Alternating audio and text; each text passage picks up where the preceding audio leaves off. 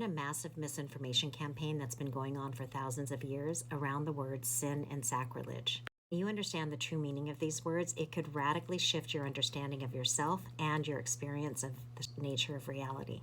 In this video, I'm going to reveal what you may have been told about sin is actually wrong. Break down the true meaning of these words, show you how it's tied to the structure of the universe, how modern physics is shedding light on what ancient spiritual traditions have known for thousands of years. Hi, my name is Dr. Kat Lewis, and I explore the fascinating connection between science, consciousness, the nature of reality, and your health. If that resonates with you, please like and follow me for more content like this. The word sin comes from the Old English word sin, the Hebrew word hata, and the Greek word hamartia, which means to miss the mark. So to sin means you're missing the mark. And that means your thoughts, your emotions, your behavior, and your perceptions are out of alignment with your true nature. And your true nature is this white light. I'm going to get back to this white light in just a second.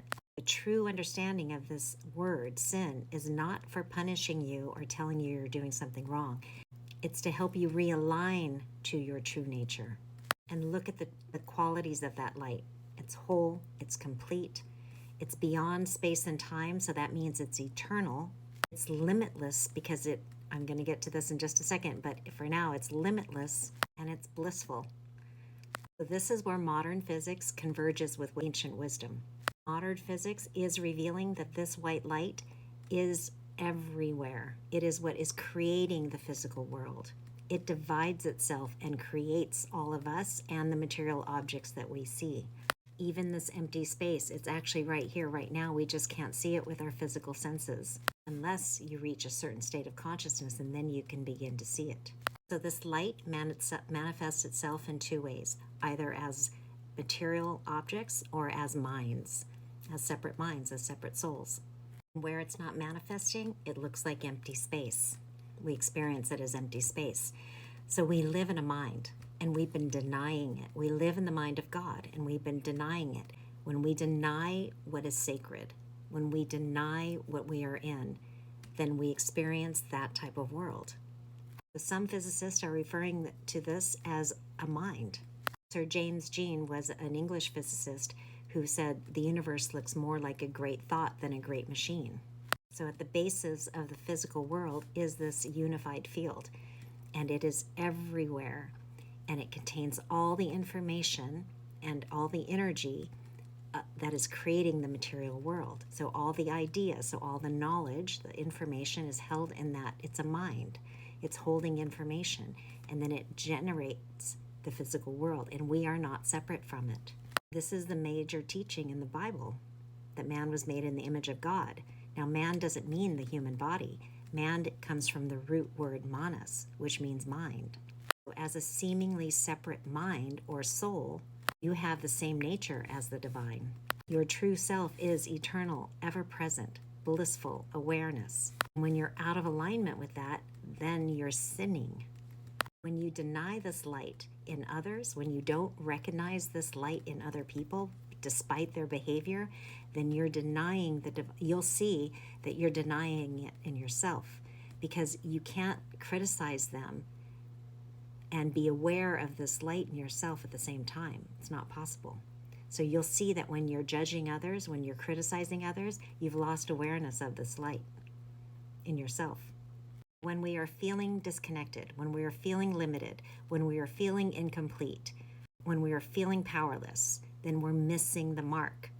We're not in alignment with who we are.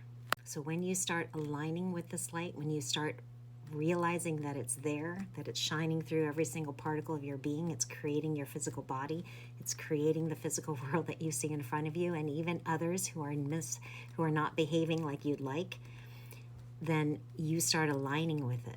What'll happen is you feel whole, you feel complete, you gain access to the infinite intelligence and information that's in that mind, because that field of light holds all the information in the universe. Your health improves because this energy is what's creating the physical body, and it's really when we decohere from that field, when we don't know it's there, that we create disease and suffering on all levels, mental, emotional, and physical. When you align with this energy, your body begins to heal and it begins to thrive because that energy is infinite. You'll age backwards. There's more. As you practice recognizing it in yourself and in others in the world around you, you create deep coherence with it. You go from a state of thinking into being. And that's where you become one with it. And then when you create this much coherence with it, your ideas are not just your own.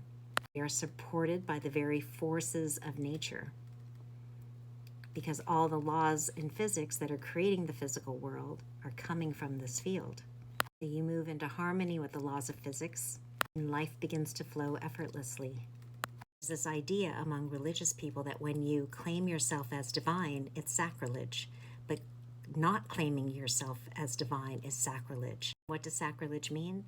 It means the desecration or the violation of what is sacred. When we refuse to see that everything is divine, we are violating the sacred truth of existence itself. Because we are that powerful that we're influencing our experience of reality. What we experience in our world is a reflection of what we believe. And so if we don't recognize that we are in the mind of God, we don't get access to that energy. We are limiting the amount of that light we're letting flow in. And when we do that, things get really dense. Humanity starts to wake up and recognize that we are living in the mind of God and everybody else is God too. We all come from the same source. Then things will become less dense and reality will feel more malleable. It'll change faster. We're already seeing that kind of thing happen. So as a practice, just realize that that light is everywhere and it's creating everything. Look past people's behavior. Look at the light that's within them. Stop judging, because when you're judging, you're sinning.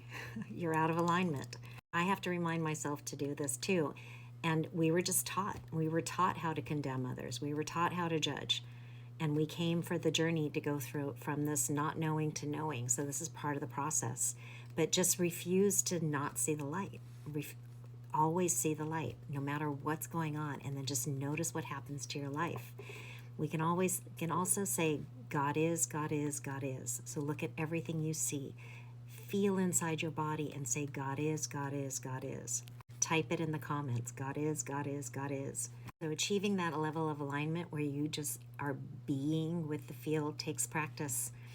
And meditation is like automatic self-transcending, where you bring your awareness to your heart and just melt back into the field. Just imagine yourself like you're a wave on the ocean and you're allowing yourself to merge back into the ocean and just be. You're going to have a higher brain function. You're going to have better health. You're going to feel whole and complete. And you're going to really start to see how at one with the universe that you are and with everybody else.